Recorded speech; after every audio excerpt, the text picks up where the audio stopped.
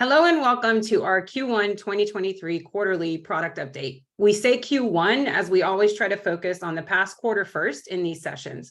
We're so excited to have all of you here, and there's lots for us to share today. Please note our first message about this webinar included Scott, our co-founder and COO, and as you can see, he's not here as the co-host with Rob, but instead you'll get the pleasure of my company today as Scott was pulled away. I'm Sonia, the Director of Product Marketing here at Nucleus Security, and please consider me your stand-in Scott for this session. That goes for you too, Rob. Hey there, how's your day going? Scott, it's going well. Thank you. Right. No, just kidding, but it's going great. It's great to be here. Looking forward to chatting. Awesome.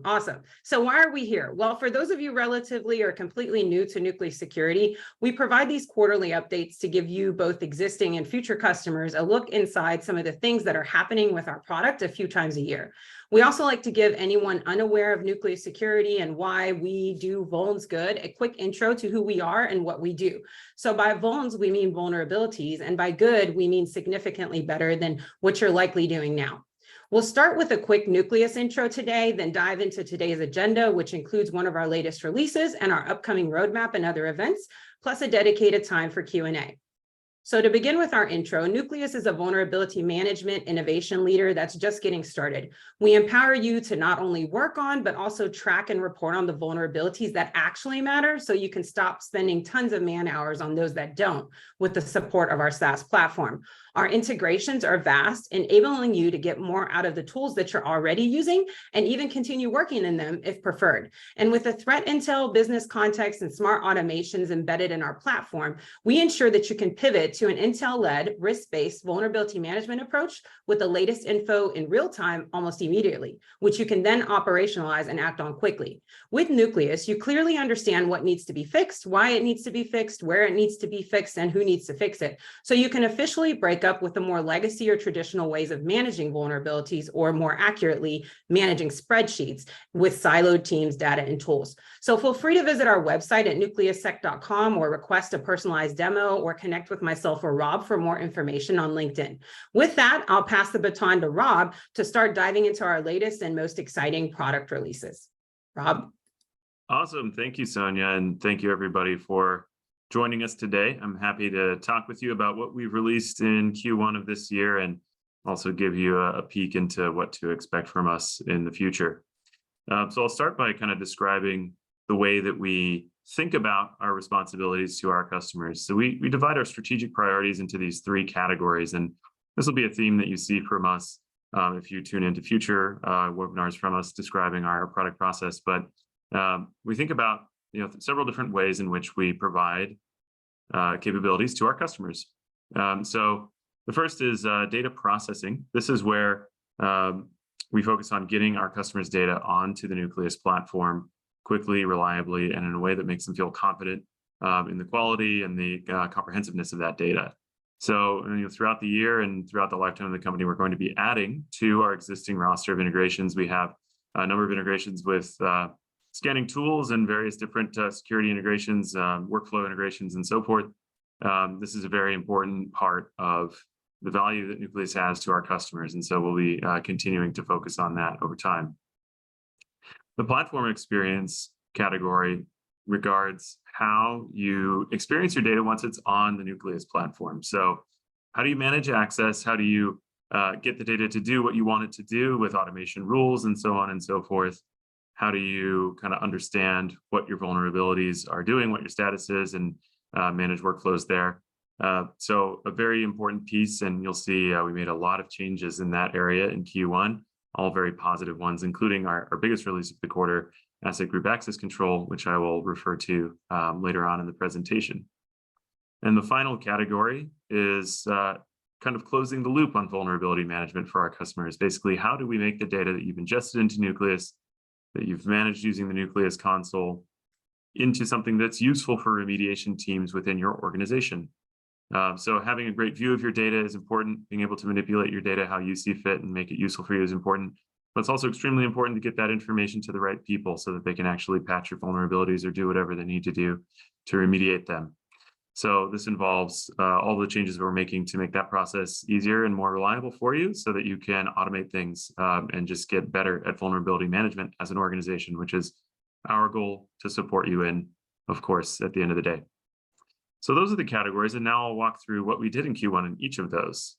In the data processing category, the first of the three categories, basically you can think of there being two main things that we delivered, and a lot of updates across the board. You can see the logos of the different integrations that we worked on in Q1. So a lot of changes coming, but the first category, data enhancements and functionality upgrades, basically including more data from these data sources for you so that you can do more things. So for example, we added a whole bunch more metadata for several connectors. One of those is Prisma Cloud. You see that represented there.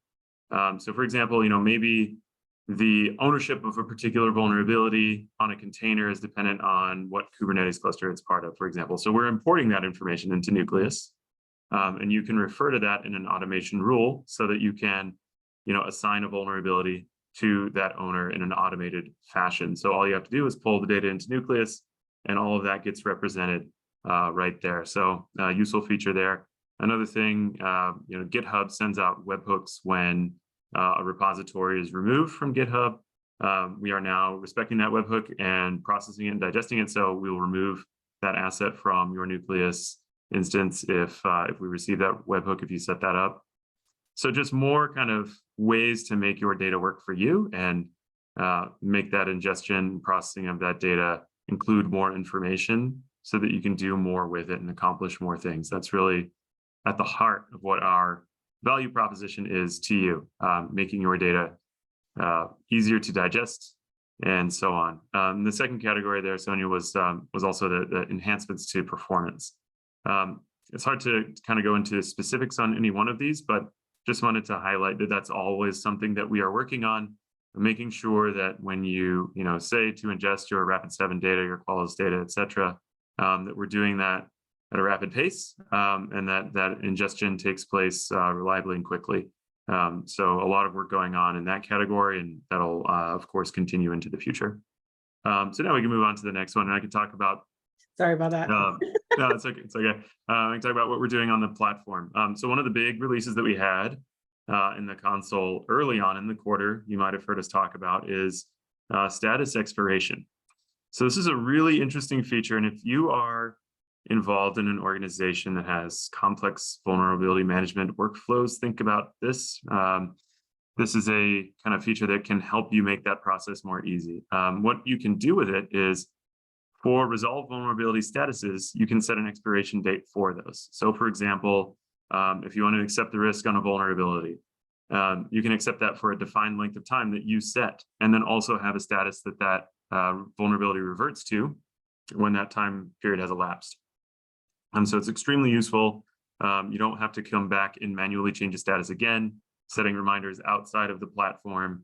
It's a lot easier to manage all of that within Nucleus, and you can do that through manually set statuses. You can do that with automation. So you can even have, the capability of saying, set this temporarily approved status for 30 days based on some automated property that you are ingesting. So extremely useful and something that our customers were asking for us, and we delivered on it. So we're very, very happy about that. And if you want to use it, you can see it in the Nucleus platform today. There's a few more platform experience changes we made that are highly impactful as well, although not as big as this one. That'll be on the next slide there. And the first one is about our trends page. So previously, you could filter the trends page by asset properties, like asset group or owner. You can now filter that by a whole bunch of vulnerability properties. So you might say, for example, want to see only trends regarding to vulnerabilities found on a certain source, or only exploitable vulnerabilities, or only those discovered before or after a certain date, or all of the above in some kind of combination, right? Now you can do all of this on the trends page natively. So there's a new button. The screenshot's kind of hard to see there, but if you go into your Nucleus console, you'll see this on there. Just a ton of filtering that you can do. And this is really just a preview of more trends page updates that we have coming this quarter, which I'll get to later in the presentation. We know our customers use this page to evaluate the health of their vulnerability management program overall. So it's a really important piece of information if you're trying to look at, how am I doing in the couple of months or a year or so, or however long since I started using Nucleus, this is the page that you can go do it on, and we're adding more features to that to make that process easier and more comprehensive for you. Another one here is about base container images and visibility into where vulnerabilities were introduced on either base container images or current container images. So images that came, later down in a branch. This is such a cool feature. It applies to the Prisma Cloud connector today. But basically, we'll show you where a vuln was introduced, which is really useful in some organizations because some organizations have split ownership of vulnerabilities depending on whether a vuln came from a base container image or whether it came from a current container image. So maybe the DevOps team owns the base image vulnerabilities and the dev team owns the current image vulnerabilities or something like this, right? So we make that super visible to you, that column of green and blue buttons there. They're not buttons, they're kind of badges. Those kind of show which source that vulnerability came from. And when you click into the vulnerability, there's actually a link from the current vuln to the actual base image. So it gives you a ton of visibility to be able to understand where the vuln is and basically how to fix it, right? So a lot of great useful capabilities there. And then the final one I'll touch on just briefly is mitigated via scan is one of the statuses that you can see in the Nucleus UI. And now we made that a lot more easy to use in our API. So you can pull that information directly out of the API if you query by mitigated via scan vulnerabilities. So a lot of platform experience stuff that we've added. If you're interested, we have a lot of other API capabilities. You can see those documented on our Swagger schema.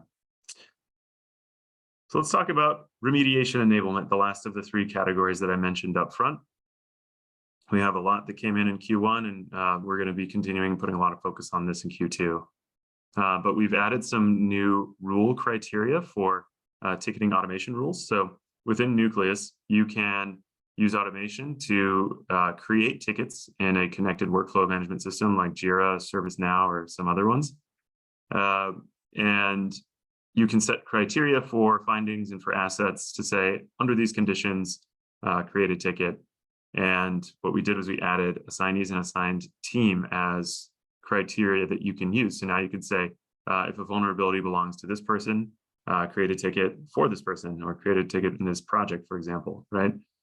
Team is part of that as well. So if it belongs to a certain team, then it should be creating a ticket for a certain team. So definitely a highly useful feature, and we'll be adding on top of that in Q2. A couple other things to mention. One is our S3 connector had been in beta for some time and is now officially GA. So I want to thank any customers that are on the call today who participated in that beta program for all of your feedback and your willingness to work with us on that. We really appreciate it. And we can now offer that as a GA capability to everyone. So if you want to export basically raw JSON of your data in Nucleus for whatever purpose, maybe you're building a reporting dashboard, maybe you are kind of ingesting that into some kind of BI tool, we make that really easy with our S3 export. So that's fully documented on our website if you're interested in checking it out. And the final one here, relatively small but powerful change, but we're including additional information in the CSVs that we attach into tickets. Some of this is risk score, some of it is some additional asset information. And I keep saying this, but we are going to be adding even more to that in Q2. So probably some ability to customize some of that data and things like this. So really excited to continue iterating on these things moving forward. But let's talk about something that's very near and dear to my heart. And I'm very excited as our initial release of this is out the door. And we've gotten some early, very positive feedback from customers about it. But this is Asset Group Access Control.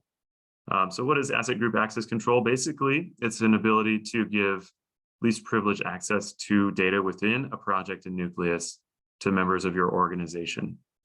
So we've always had role-based access control at Nucleus. We have different roles like project admin, general user, auditor that have different permissions within projects.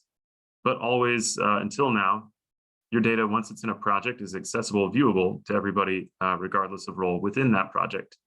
And so for some organizations, particularly very large organizations that have very many teams looking at all this information, we're all security people here. It makes us uncomfortable showing information that's not relevant to those people. And so we wanted to be able to offer the capability to say, hey, team A only really needs to know about the vulnerabilities on the assets that team A owns, and so on, right? So this allows you to do that. You basically keep relevant data combined in a single project, so you can have that roll-up view and all the project-specific capabilities that are available to administrators.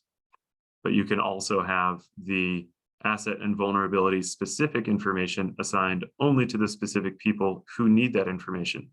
And of course, this is completely optional. If this doesn't apply in your organization, you don't have to use this. But this also comes with an additional feature, better asset group management, which basically allows you to say, for assets that are assigned to groups by automation rules, remove those assets from those groups when the automation that assigned them to that group no longer applies. So if you're new to Nucleus, this might sound like a bunch of gobbledygook to you. It's okay, but if you are an experienced Nucleus user, you know that you might assign assets into groups in order to maintain ownership, maintain reporting, that sort of thing. But always up until this point, when you would assign those assets to groups, if you wanted to remove them for any reason, say something about the asset has changed or something about the team that owns that asset has changed, you would have to remove them manually. Now we have automatic removal from groups as a default feature when you opt in. So it's a pretty cool update. And I say opt in because at this point, it's very important to note all of these features are opt-in only. So if you're interested in them, you can contact our support team or your account team. They'll get you activated. It's a really easy process. But this is going to be released to everybody later on in Q2. But initially it is opt-in only. So please let us know if you're interested in trying it out. We're very excited about this new feature and very excited about the iterations that we have planned to come. So let's talk about some of those iterations. So we're going to show the roadmap here in a moment. I want to show first, and we can go ahead and show Q1 here, Sonia, the first quarter roadmap. So I don't know about y'all, I've seen many product roadmap presentations in my time, often as a customer, and usually you just don't know what on the roadmap is actually going to get done. And particularly after you've seen a roadmap, you're always interested in kind of knowing how things went. So we had a similar webinar to this one 1 quarter ago at the beginning of the year, and we presented this slide, and I wanted to show you kind of a progress report on that so that you can have confidence in the next slide that you see, which is our Q2 roadmap. So as you can see, anything with a green check mark here are things that we actually delivered, right? So the trends page filter I mentioned before, the vulnerability status expiration I also mentioned above, access control inside of projects, that refers to the asset group access control feature that I was just describing, and performance updates. A lot of those changes went out, which I described in an earlier slide. So those top 4 green check marks. Moving into kind of the later category on the roadmap, the dynamic ticketing rules item is one thing that we are going to be addressing in Q2. So it's got the little Q2 badge there. And then when it comes to connector enhancements, we had a couple of things listed there. So I put both a green check mark and a Q2 badge. We're going to be continuing on working on those into the second quarter, but we did deliver some changes, particularly on the Sneak connector. But as you saw earlier, a lot of other connector updates went out in Q1 as well. So wanted to offer that just as a sort of progress report on how we've done in the past. And with that, let's go ahead and take a quick look at what's to come. So I mentioned above the container-based image visibility item. We have a couple of updates coming into that in the second quarter that we're excited to share. The Veracode connector enhancements item is basically adding a ability to pull in sandbox scans in Veracode. So Veracode has your application scans, and then each application can have a sandbox, which is basically like a pre-production piece of code that you can scan that way. So we are going to be including that in ingests as an option. So if that's something that you want to pull into Nucleus, you can. Of course, if you don't want to, you don't have to either. The third item here is a trends page refresh. So I'm especially excited to talk about that. So remember earlier in the presentation when I mentioned that the changes we'd made to the trends page are just the beginning. we now want to show, in addition to everything that we show on there today, additional lifetime calculations on the trends page, so you can get a full picture of how you're doing in terms of driving down the length of time that vulnerabilities are present, right? So it's kind of like an SLA metric that you can track, in addition to all the things that are existing on there. So we're very excited to be able to offer that capability, and this is going to be coming in the second quarter. So looking forward to that one. The fourth item here is ticketing enhancements. Ticketing enhancements would refer to the ability to select more of that data that ends up in the CSV. I mentioned that previously as something that we delivered in Q1, adding more data to the CSV that gets appended to your tickets.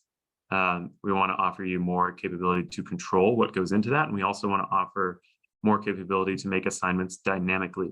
So to be able to say, based on some dynamic property, do some action. Basically, the value of that would be cutting down the number of rules that you need to create in order to manage complex workflows. Many organizations have many different people who manage the actual remediation of their vulnerabilities. So the fewer rules that administrators can make, the better. And it should unblock a lot of folks from creating those super complex workflows and using Nucleus automation capabilities to their full potential. So we're very excited about that. The next one is about an iterative update to asset group access control. And this is giving basically additional SSO and API management capabilities to those access capabilities that I mentioned previously. So more or less administrators will be able to manage that asset group access by SSO mapping. Makes the configuration a whole bunch easier. And if you manage that kind of thing with API today, maybe you have some kind of external platform that is doing a lot of this management for you, you can hook that up, and this will all be part of the version 2 release. So very excited about that as well. And the final item here is about our connector focus in the coming months. So we'll be starting some of this in Q2. I think some of it will be delivered in Q2 and some of it will be delivered in Q3. But this will be a particular focus on cloud security tools and integrations with those. So we actually have some of these integrations already, but we're trying to build those out and make those easier to configure and use in the Nucleus platform. So very much looking forward to that. And when I see y'all in 3 months, hopefully back here on this webinar next time, we'll bring some green check boxes and some orange badges, and we'll see how we did. But very excited to be able to share that with you today. And we're looking forward to another great quarter filled with lots of new updates to the product that we hope delight and excite our customers. So with that, I'm going to pass it back over to Sonia, who has, I think, some updates on some future things to look forward to. Yes, just general communications, really. So if you're watching and you're a customer or potentially considering coming over to Nucleus, there's a couple of different ways that we communicate different product things that are happening in between these sessions that we're having once a quarter. So one of those main ways is our new Nucleus product update. It comes out monthly. It's basically the equivalent of our release notes. Typically comes out mid-month, goes to anyone that we have in pipeline or that is, working with us as a customer or a potential customer. So definitely sign up for the blog, and that way you can always get these updates as well. And then if we have anything coming down the pipeline that could impact, let's say, your experience within the platform or that might require action on your part, we send out something called a Nucleus notification. And so if you see those come across your inbox, we definitely would highly encourage you to read through it in detail just to make sure that there's nothing that you need to do on your end to ensure that you're getting whatever update is rolling out from our end. And then the other thing that we're very, very excited about, we've been doing a lot of joint partner types of webinars coming on here, having really strategic conversations around vulnerability management, a lot of thought leadership. And so the next one that we have coming up in May, it's on May 24th at 2:00 in the afternoon Eastern time. It's going to be with David Hazar, who's actually the founder of the SANS VM maturity security model, which a lot of you are likely very familiar with. So it should be a really great conversation that we highly encourage you to join. And I see the registration link was also just dropped into the chat. And so those are just some key things that I wanted to make sure that you were aware of that we're putting out. And so we promised that we'd save a section for Q&A. And so before we dive into that, Rob, there's a couple of questions I want to ask you to myself. But if you have a question and want to go ahead and drop it into the chat for us, we'll be happy to address it now. We've got plenty of time left, about 35 minutes, though we may not even need all of that, but we're here to answer any questions that you may have. So feel free to start submitting those. But Rob, to you, we just finished talking about the roadmap. And I think a lot of times people are wondering hey, what's happening with a roadmap? How do we come up with that roadmap? Where do these items come from? So can you just briefly tell everyone, how do we end up arriving at the items that we ultimately put on a roadmap? Yeah, I'd be happy to talk about that. And first of all, I kind of want to mention that the roadmap isn't even a sizable fraction of the number of things that we're doing all the time to make iterative improvements to Nucleus. There are tons of little things happening all the time, and we represent kind of the most impactful things here. But a lot of that comes from just customer feedback. We're constantly talking to our customers and trying to understand what their biggest rocks are and help them move them. We have our mission. We're trying to help people prevent breaches, and we want to do that in whatever way is most effective for our customers. As you might imagine, for an integration platform like Nucleus, there are many different requirements for different customers, lots of different tools to integrate with, different workflows to accommodate, different reporting needs and things of that nature. And our goal is to help customers with all of them by designing solutions that accommodate our customers' varied use cases. So the best way for us to do that is to understand deeply what our customers are doing and how they're trying to use us. So we like to have those conversations regularly when we can. So if anyone's here listening to this webinar and you're an existing customer or you're thinking about becoming one, do let us know if you want to have that conversation. We would be more than happy to if we haven't reached out already, which for many of you, you probably have. Or if you prefer to kind of just submit something to us, we also have tools to do that. You can contact our support team. I think we even have an in-product space where you can submit ideas and feature requests and things of that nature. So a lot of avenues to keep those lines of communication open. Nice. And then specifically, as far as one roadmap item to talk about, asset group asset access control that we talk a lot, or a GAC for short on our end. What's feedback been like from customers that have been using it? Because I know that we opened it up early for a limited number of our customers. What are you hearing in relation to that feature or product, I should say? Yeah. It's been very positive so far. Trying to remember some of the specific conversations off the top of my head. I think oh my God, we wish we had this already conversation's been had a couple of times. So it was definitely something that the folks were asking for. Really excited so far. And for some, it's enabling them to kind of use Nucleus and use the VM practices that are enabled by Nucleus more broadly in their organization, and basically bring more teams under the umbrella of the VM program that they're trying to build. So for at least one customer, I know that they have started rolling out practices based on the data that they're able to pull into Nucleus and the tickets they're able to generate from Nucleus more broadly because of this feature specifically. So I think it's definitely a powerful tool for a lot of folks, and the feedback's shown that so far.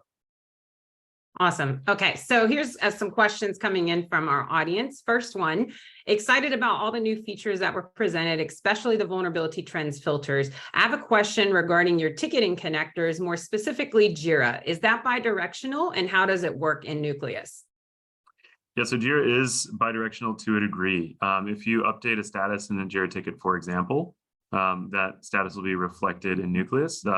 So some of that syncing happens automatically, and then if you want to sync, outside of the scheduled sync time, you can trigger that manually within the Nucleus platform. So it's a kind of coordinated system where something is discovered in Nucleus, it'll generate a ticket. That ticket will be kept up to date based on things that are happening with Nucleus or on the vulnerability itself, or data that we uncover from a scan subsequent to the one that created the initial ticket. And then also actions that take place in the ticket will be reflected back in Nucleus. We basically get a view of the tickets within the Nucleus console, and you can kind of see what's happening in there to some extent. So it's a really powerful tool. Some of the changes that we are hoping to integrate are related to the way in which those tickets are generated and the data that we use to generate them. So we're giving people kind of more power and more control to generate those flexibly. That's kind of what the Q2 focuses on. Awesome. Okay, and I've got another one for you, which, by the way, too, if anyone tried the chat earlier, it wasn't open. It is open now, so feel free to drop us any other questions that come to mind. We are receiving them. So second question for you, with a gap from my understanding at this point, we are able to have SSO users, but then have to manually map them into asset groups. SSO mapping to asset groups will come later this year? Yes, that's correct. So we have SSO mapping today. You can map to roles and teams. And we will be adding mapping to asset group access in Q2, actually. So that's the when you see us talk about version 2, that's the kind of core feature for version 2 of that tool. And thank you for asking that question, because it allowed me to clarify some of the SSO mapping things. Yes, that was a great question. All right, so another question. If customers or even, let's say, prospects that are engaging with us have feedback for roadmap items or things that they would love to see, how do they submit their thoughts or ideas to us? Yeah, so you can submit them directly to our support team if you'd like. It's just support@nucleustech.com. We also have a place within the product. I wish I could remember off the top of my head where it is, but I know it's in there. I believe it should be rather easy to find, probably from the main navigation. Yes, so contact us to the support center, then they can get there. Yes. Thank you. So yeah, once you click that, that basically creates a ticket for us, and we can look at it. Usually when we receive one of those, we will reach out if there's some kind of question or kind of additional details that we'd like to get from folks.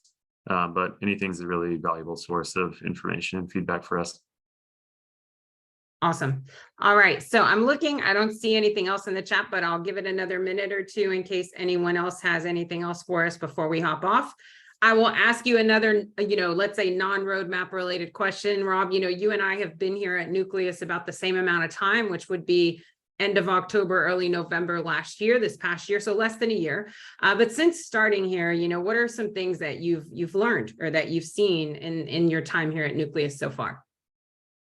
Yeah, so one of the things that attracted me to Nucleus initially was the size and gravity of the problems that the company is trying to help our customers solve. These are weighty problems, complex problems that stretch throughout organizations. They're technological, they're organizational. So it sounded really interesting and like an opportunity to have a big impact. But it wasn't until I got here until I appreciated just how big that is really. Right. From talking to our customers and really getting to know their use cases and the kinds of things that they're trying to do. These are complex problems. They're problems that if they go unsolved can represent real risks to their organizations. And so all of the folks that we work with on a daily basis have really important roles to play. And it's really satisfying to get into that and have those conversations and try to deliver for folks. So that's really been the kind of standout thing for me. Awesome. We have one more question that came in live. So the question is there a timeline for including secret scanning to the GitHub app connector? That is a good question. I will have to get back to you on a timeline. I don't believe I have one off the top of my head, but I don't know everything that has been discussed and decided. So let's take down your information and we can follow up offline about that specific item. Got it. Absolutely. All right. Are there any more questions anyone has that we can answer? Oh, we've got another one. Will you be adding any more reports on the system? So the answer is yes. The way that we want to do that is not by focusing on sort of prepackaged reports. We have a lot of prepackaged reports in the product today. What we want to do is offer more flexibility to generate reports that meet customers' needs in a customizable fashion. So that's going to be a focus for us later on in the quarter, in Q2, and definitely something that will stretch into Q3 as the complexity of that challenge to solve is rather high, but it's definitely something that our customers mention to us regularly. It's a very sizable need that they have, being able to define those customizable ways to get their information out. We have a number of ways of doing that today, but for a number of different specific scenarios, customers want more. So the answer is yes, there will be more reports, but the way the question's asked, it probably won't be represented as kind of specific types of reports that are kind of proscribed in terms of what you're pulling out, more in terms of like a customizable system for getting things. Okay, got one more for you. We plan on offering Nucleus as a service to our community. It currently seems as though all users on the system get automatically signed up for the mailing list of updates. Is there a way to have that be opt-in rather than opt-out? Do you have any thoughts on that one, Sonia, actually? Well, I think not it sure. largely depends on what we mean by the mailing list of updates, right? Because there's a lot of different updates that we send communications out about. So I don't know if this is specific to platform or specific to like Nucleus as a company as a whole. So, if you don't mind, for this particular question, we can get back to you individually and we'll give you some more specifics once we get some clarification also from you as far as which updates, if that works. But thank you for asking it. Perfect. Thank you. All right. Are there any more questions that we can answer for you? Well, this has been good. We've been getting a lot of really good questions. This is amazing. So if you aren't already registered for or subscribed to our blog, make sure that you are so you can hear all about a lot of these amazing updates as they're happening each month. Again, we'll be back in another quarter, so 3 months from now, to go over, what we've accomplished on that roadmap that we just showed, just like we did with our last one for this retro. And hopefully you'll join us on that webinar that we mentioned on May 24th. It will definitely be a good one. So thank you, Rob. Thank you to everyone that was here joining us. We really appreciate you spending your time with us. And we'll get back to anyone that asked questions that we weren't able to fully answer. So thank you. And we hope you have a great